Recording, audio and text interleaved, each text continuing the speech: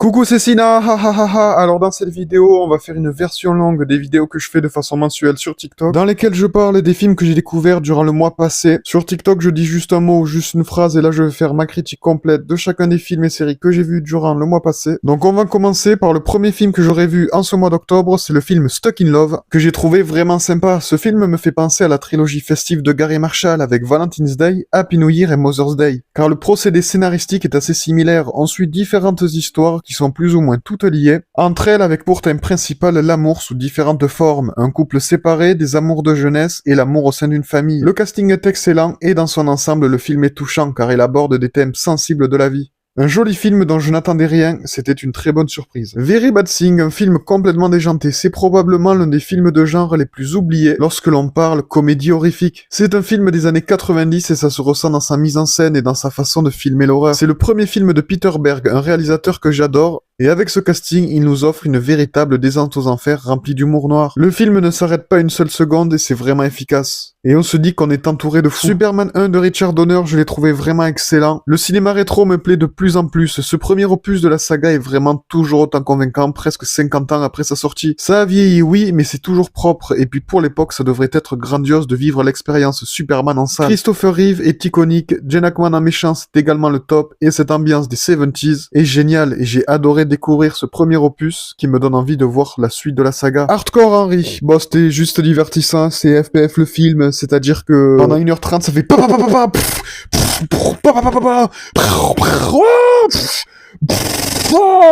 voilà, donc c'est ça pendant 1h30. Ensuite il y a Charlton Copley qui joue le même personnage avec 50 apparences différentes. C'est sympa 15 minutes mais 1h30 c'est long. Dog Soldiers, c'était plutôt sympa. Neil Marshall est une valeur sûre en termes de cinéma d'horreur. J'avais vu ce film il y a quelques années mais n'en ayant gardé aucun souvenir, je lui ai donné une seconde chance. Pour la proposition, pour l'époque et le budget, c'est dans l'ensemble honorable comme film. Un film de loup-garou bourrin, bien rythmé avec un groupe de personnages très classiques. Il faut prendre ce film comme une comédie, car sinon c'est compliqué de le prendre au sérieux tant il y a d'éléments qui nous font dire mais qu'est-ce qu'on regarde. Niveau casting, avoir Liam Cunningham et Sean Pertwee dans le même film, je trouve ça génial. Plus de 20 ans après sa sortie, Dog Soldier c'est un peu mal vieilli mais il reste quand même divertissant. Vincent doit mourir, un film de genre français sorti il y a peu que j'ai loupé en salle, j'ai trouvé ça correct. Le cinéma de genre français c'est un genre que je défendrai toujours, et un film comme Vincent doit mourir c'est assez expérimental. Et avec ce concept aussi génial et surtout Karim Leclou, je pensais que ça serait plus déjanté que ça. Là c'est très linéaire même s'il y a de bonnes situations et que ça reste intriguant. J'étais pas loin de l'ennui en regardant Vincent doit mourir, alors que c'était un film que j'attendais. Pour la proposition c'est bien mais pour son ensemble je suis pas vraiment convaincu. Fire on the Amazon, c'était vraiment très mauvais. Sandra Bullock et Oncle Keys dans une production de Roger Corman des années 90. C'est donc ça qu'on appelle le multiverse. Ce téléfilm a très mal vieilli et je pense que même pour l'époque ça devait être bien naze. Ça fait partie des téléfilms les plus oubliables que j'ai pu voir, c'est cinématographiquement mauvais, la réalisation est catastrophique, la colorimétrie pareil, le niveau d'acting est plus que moyen et d'un coup perdu au milieu du film il y a une scène érotique digne d'un film X des années 70 qui débarque. Ok,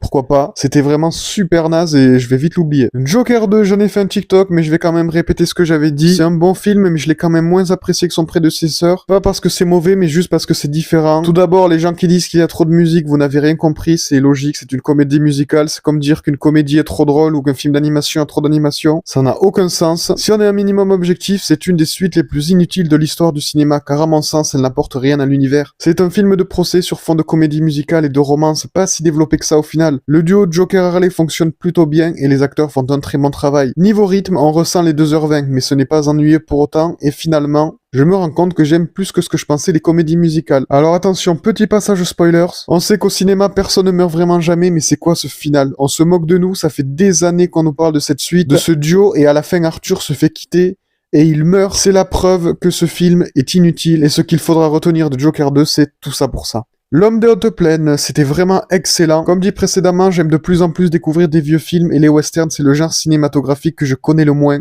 J'ai adoré ce classique des années 70, une histoire prenante, une ambiance dont seules les anciennes productions en ont le secret, le désert, la chaleur, le whisky et bien évidemment Clint Eastwood. Je crois que j'avais vu ce film quand j'étais petit, car le gars qui crie « Il m'a arraché l'oreille » m'a rappelé un lointain souvenir. Niveau mise en scène, c'est excellent avec une très bonne bande originale, une œuvre culte qui me donne envie d'en voir d'autres du genre. Ni chaîne ni maître, j'ai pas fait de critique dessus parce que je savais pas vraiment quoi dire, j'ai pas trop apprécié le film, j'ai juste vraiment trouvé l'acteur principal très bon, mais vu que ça m'a pas tellement convaincu, cul que ça, j'étais pas vraiment inspiré. La plateforme 2, c'était vraiment mauvais. Encore plus que dans le premier, on ressent l'inspiration Cube, notamment avec ce grand vide qui semble entourer le bâtiment, duquel les personnages sont prisonniers. Pour ce film, je vais citer un grand philosophe, je ne m'attendais à rien et je suis quand même déçu, car ayant découvert récemment le premier film, je me disais que ça pouvait être une bonne idée d'en faire une suite. C'était le 1 en moins bien. Des nouveaux personnages peu intéressants, très peu de réponses apportées et même de nouvelles questions en suspens, et ça part dans un délire onirique très étrange, contrairement au premier film qui avait fait parler lors de sa sortie, mais que par la suite tout le monde a oublié. Normal, c'est les plateformes, ce deuxième film a été oublié dès sa sortie. Al mourir de la matinée, un très bon slasher espagnol, quoi de plus méta qu'un slasher dans un cinéma. Les Espagnols sont très forts niveau cinéma d'horreur et ce film est une très bonne suite. Un slasher des plus classiques, scénaristiquement parlant, avec des personnages chair à canon ultra clichés. Ce qu'on nous offre dans ce film, c'est un film d'horreur simple qui est un bel hommage au genre. C'est une œuvre faite avec passion et ça se ressent dans son esthétique visuelle. Que ce soit la colorimétrie et les effets gore. Et même dans ce parti pris des scènes d'action au ralenti qui servent à marquer. C'était une très bonne surprise. Lee Miller, un bon film historique. Voir ce film au cinéma pour moi c'était vraiment dingue. C'est le premier film avec Kate Winslet que je vois au cinéma, car je ne compte pas Avatar 2. Ensuite, avoir Andy Samberg dans un drame et en plus de ça au cinéma, c'était vraiment unique. Et bien évidemment découvrir cette histoire passionnante de la Seconde Guerre mondiale enrichit ma culture et pas seulement cinématographique. Un personnage marquant d'une époque tristement célèbre. Le film a un travail des couleurs qui nous offre une patte grise et assez monotone pour nous montrer la froideur et la dureté de ce récit. Une très bonne expérience en salle. Uglies, c'était vraiment très mauvais. Après avoir vu la nouvelle saison d'Outer Banks, je me suis dit ah tiens, un film avec John B et qu'est-ce que c'était naze. C'est un des films les plus oubliables que j'ai vu de ma vie. C'est tellement oubliable qu'on l'oublie même pendant le visionnage. Ce n'était pas bien, mais pas bien du tout. Une histoire peu convaincante, des personnages pas attachants. C'est d'ailleurs assez drôle de faire un film qui s'appelle Moche avec ce casting. Ça se présente comme une grosse production Netflix, qui comme beaucoup d'autres a été oubliée 3 jours après sa sortie. Mais c'est plutôt digne d'un teen movie SF de Disney Channel. C'est dommage car j'ai apprécié McG, mais là c'était un des plus mauvais films que j'ai vu en 2024. Agents très spéciaux, c'est un film sympa. C'est un des films de Guy Ritchie les plus oubliés et c'est dommage car c'est une œuvre vraiment sympathique. Rien de bien original dans ce film, c'est le coup classique des rivaux qui doivent faire équipe avec un love interest au milieu de tout ça. Le trio principal est très efficace et la réalisation de Guy Ritchie est toujours un régal. Surtout dans les scènes d'action, on retrouve toujours cet humour décalé à la Snatch et Arnaque Crime et Botanique que j'aime beaucoup. The Burbs, les banlieusards. Un film des années 80 sympathique. C'est une œuvre de Joe Dante dont on ne parle pas assez. Ce film est en quelque sorte Desperate Housewives avant l'heure car l'histoire est similaire. C'est une histoire de voisinage, de commérage, mais qu'en est-il réellement? Avec un casting qui représente les années 80 de la meilleure des façons, cette œuvre de Joe Dante est un film solide. Plus de 30 ans après, c'est toujours aussi efficace avec une bonne ambiance. À chaque film, Joe Dante frappe fort, c'est un grand cinéaste. Cet été-là que j'ai trouvé vraiment excellent, j'ai eu un gros coup de cœur pour ce film. C'est la première fois de ma vie que je me suis vraiment reconnu et identifié un personnage. J'étais exactement pareil que Duncan durant mon enfance et mon adolescence, donc j'ai eu l'impression de voir le film de mes souvenirs à travers une œuvre de fiction. C'est une belle histoire sur la quête identitaire d'un adolescent au sein d'une situation à laquelle tous les enfants de divorcés en famille recomposée pourront se retrouver. Le casting est excellent, tout le monde fait un super travail et ça change de voir Steve Carell dans un rôle de beau-père désagréable. Une des meilleures découvertes que j'ai pu faire en 2024. Dogma de Kevin Smith, c'était sympa, mais j'ai pas tellement accroché que ça. Avec son excellent casting, Dogma est un pur produit de la fin des années 90, début 2000. Une sorte de récit biblique détourné à la sauce Kevin Smith. C'est un conte avec un humour bien absurde, un scénario loufoque et des passages complètement improbables. Comme quand Salma Hayek affronte un monstre de caca. Ouais, j'ai bien dit que Salma Hayek se battait avec un monstre de caca,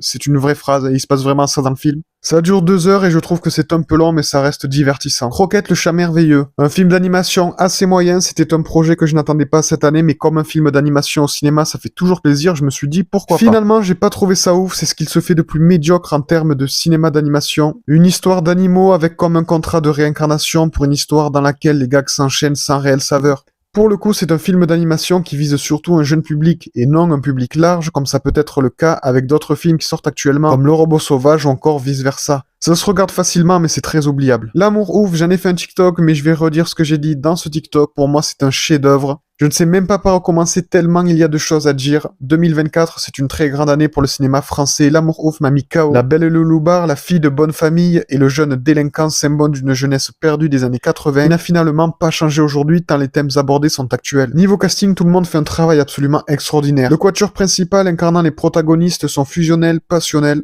Les deux duos fonctionnent à merveille, Raphaël Quenard est toujours extraordinaire. Ça fait plaisir de voir Alain Chabat dans un drame, Benoît Poelvoorde dans Boss du crime. C'est vraiment une très bonne idée, surtout son arrivée dans le film qui est bien iconisé. Le scénario est très bien écrit avec plein de raccords de plans quand les personnages parlent, un humour maîtrisé et une puissance émotionnelle tout au long du métrage. Gilles Lelouch nous prouve que c'est autant un grand acteur qu'un grand réalisateur. La mise en scène est folle, elle regorge d'idées, avec une très belle photographie, un montage exemplaire pour un résultat final magistral. Terrifier 3, une très bonne suite. Terrifier apporte un nouveau vent de fraîcheur dans le cinéma d'horreur et relance le genre du slasher brutal avec brio. Tout d'abord, merci et félicitations à ESC car c'est grâce à eux qu'on peut avoir ce genre de film au cinéma et par les temps qui courent, c'est assez rare. Le succès de ce troisième film est totalement mérité car la saga s'améliore grâce au budget qui grandit. Art le Clown est probablement le meilleur antagoniste qu'on ait pu avoir depuis ces 20 dernières années. Il est terrifiant, amusant et semble totalement démuni de toute sensibilité. Le côté gore est poussé au maximum et durant ma séance à un moment il y a une personne qui est sortie de la salle. Sienna est la digne héritière de Laurie Strode ou encore Sidney Prescott. Le seul point négatif, c'est tout ce côté surnaturel que je trouve assez brouillon et pas forcément facile à saisir. C'est une grande cour de récréation dans laquelle le massacre règne et c'est super fun. C'est horriblement drôle et ça rend l'expérience au cinéma unique. C'est même drôle de voir que parmi les victimes de Art le Clown, il y a le catcheur Chris Jericho et l'acteur John Abrahams qui joue Bobby dans Scary Movie et Dalton dans La Maison de Cire. Le réalisateur a dit qu'il n'y aurait pas plus de 5 films et je pense qu'on les aura d'ici la fin de la décennie 2020-2029. Venom 3, c'était du grand n'importe quoi, comme on dit jamais 203. Le film s'appelle Last Dance, comme le dernier Magic Mike, et j'espère que c'est juste une coïncidence. Dans ce troisième film, on atteint des sommets dans la bêtise. Je pense que je ne me ferai jamais au fait qu'on ait rendu Venom au rang d'animal de compagnie rigolo. Le seul truc que j'ai trouvé vraiment excellent dans ce troisième film, c'est le combat final avec tous les symbiotes et les monstres. Mais le reste, c'est simplement pitoyable. Venom qui fait une margarita, c'est affligeant. Venom qui sait que s'il sort en entier, il se fera repérer et risque de mourir, mais qui le fait quand même pour danser dans un hôtel. Mais à quel moment c'est logique? Là, c'est pas une facilité scénaristique, c'est juste de la bêtise pure et dure. Et un truc que j'ai trouvé ridicule, c'est le fait que Venom rassure un enfant et qu'il le remercie pour lui avoir donné du chocolat. Pour moi, ce n'est pas Venom, juste une espèce de blockbuster débile avec Eddie Brock et Phantominus. Ça dure 1h30 et j'ai trouvé le temps long. Elevator. C'était correct, sur le papier ce huis clos est intéressant mais son exécution est plus que discutable, tout ça à cause d'une sale gosse insupportable. Je pense qu'il y avait beaucoup mieux à trouver comme justification à cette histoire. On suit donc des employés coincés dans un ascenseur avec le frère de Kevin McAllister. Ça se regarde sans grande difficulté. C'est plutôt prenant quand on veut savoir le dénouement de l'histoire, mais quand on se dit que tout ça arrive à cause d'une peste de gamine, ça perd presque toute crédibilité. Ça reste mieux que le film avec Charlie Sheen et Whoopi Goldberg sur les gens coincés dans l'ascenseur du World Trade Center. Un film correct mais pas marquant. Maintenant, on passe aux séries. Chucky saison 1, c'était une très sympathique saison. En tant que fan de la saga Chucky, cette série m'intriguait beaucoup. Elle prend place après les événements du dernier film et c'est totalement fidèle à l'univers des films. On débarque dans une nouvelle ville et l'histoire recommence un peu avec une touche de modernité. Chucky rencontre un jeune homme, un peu comme Andy, nouvelle génération, et ensuite l'horreur commence. C'est drôle, déjanté, c'est un plaisir de retrouver cette poupée maléfique et les nouveaux personnages, certes clichés, mais ils restent attachants. Le côté origin story est le bienvenu et il est bien fait. Niveau casting, ça fait plaisir de retrouver Jennifer Tilly ainsi que Fiona Dourif, et je trouve ça vraiment génial d'avoir Devon Sawa dans la série, car c'est une icône du cinéma d'horreur, et ça renforce le côté méta, que j'aime beaucoup. Une très bonne première saison, et j'ai hâte de voir la suite. My Name is Earl, saison 1, c'est une bonne sitcom. Jason Lee est une icône de mon enfance, car il joue Dave dans la saga Alvin et les Chipmunks. Le voir dans cette série, dans ce rôle, ça change, et c'était vraiment cool. My Name is Earl, c'est l'histoire d'un mec un peu douteux qui décide de se racheter une conscience quand il se met à croire au karma. Il va donc rattraper ses erreurs passées. C'est bof, totalement absurde, avec des personnages attachants. Chaque épisode raconte une crasse commise par Earl, et ensuite on voit comment il va se rattraper. On ne voit pas le temps passer quand on regarde les épisodes et on passe un très bon moment. C'est une sitcom ancrée dans les années 2000 et j'ai hâte de découvrir les autres saisons. Et pour terminer, Empire saison 5, c'était vraiment une saison moyenne, après une saison 4 sympathique mais pas aussi bonne que les 3 premières. Cette saison-là est la moins bonne de toutes. Ça tourne en rond comme dans la série Arrow, les péripéties sont répétitives et de moins en moins intéressantes. Dès le début, on nous tease un événement qui va arriver, mais finalement, une fois que ça arrive, c'est un gros pétard mouillé, ça n'a aucun impact émotionnel. Ce fut 18 épisodes au global, vides et ennuyeux. J'ai très péniblement terminé cette saison. C'est dommage que cette série me lasse, vu comment je l'aimais. À voir comment sera la 6e et dernière saison. Voilà, c'est tout pour cette vidéo. N'hésitez pas à donner vos avis en commentaire et venez sur YouTube et TikTok.